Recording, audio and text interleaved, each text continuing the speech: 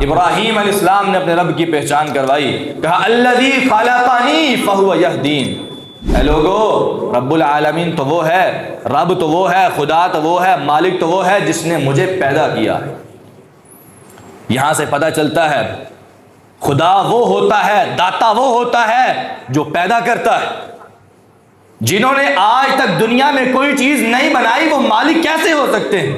وہ خدا کیسے ہو سکتے ہیں؟ وہ داتا کیسے ہو سکتے ہیں؟ وہ معبود کیسے ہو سکتے ہیں؟ رب العالمین نے اس بات کو واضح کیا اور چیلنج کیا، کہا لوگوں سنو، جن کو تم اللہ کے علاوہ پکارتے ہو لن یخلقوا ذبابا، اتنا بڑا انسان تو دور کی بات، سارے جانور تو دور کی بات، سارے انسانیت تو دور کی بات، ایک چھوٹی سی مکھی بھی وہ پیدا نہیں کر سکتے۔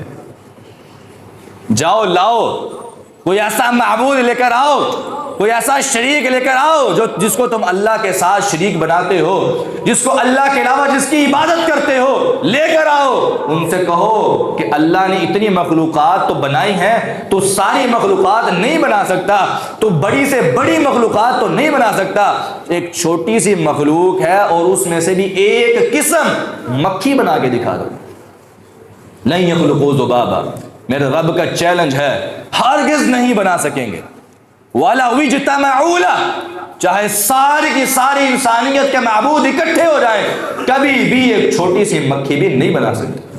مکھی بنانا تو دور کی بات، میرے رب نے اور ذلیل کیا، کہا لوگوں سنو، وَإِن يَسْلُبْهُمُ الذُّبَابُ شَيْئًا لَا يَسْتَنقِذُوهُ مِنْهُ۔ لوگوں تم کھانا کھا رہے ہوتے ہو نا، جب کھانا کھاتے ہو مکھیاں آتی ہیں، جب مکھی تمہارے کھانے سے چھوٹا سا ذرہ اپنے منہ میں ڈال کے لے جاتی ہے، ساری کائنات کے شریکوں اور معبودوں کو اکٹھا کرو، ان سے کہو اس ایک چھوٹی کی مکھی سے منہ سے وہ چھوٹا سا ذرہ واپس وہ لے کر دکھا۔ کیا اس مکھی کے منہ سے وہ چھوٹا سا ذرہ کو واپس لے سکتا ہے؟ اللہ کی قسم کبھی واپس نہیں لے سکتا۔ جب تم یہ کرنے پر بھی قادر نہیں ہو، اللہ کی مخلوق بنانے کے مالک نہیں ہو، قادر نہیں ہو، اللہ کی مخلوق چھوٹی سی اگر ذرہ لے جائے تو واپس نہیں لے سکتے، تو معبود کیسے ہو سکتے ہو؟ خالق کیسے ہو سکتے ہو؟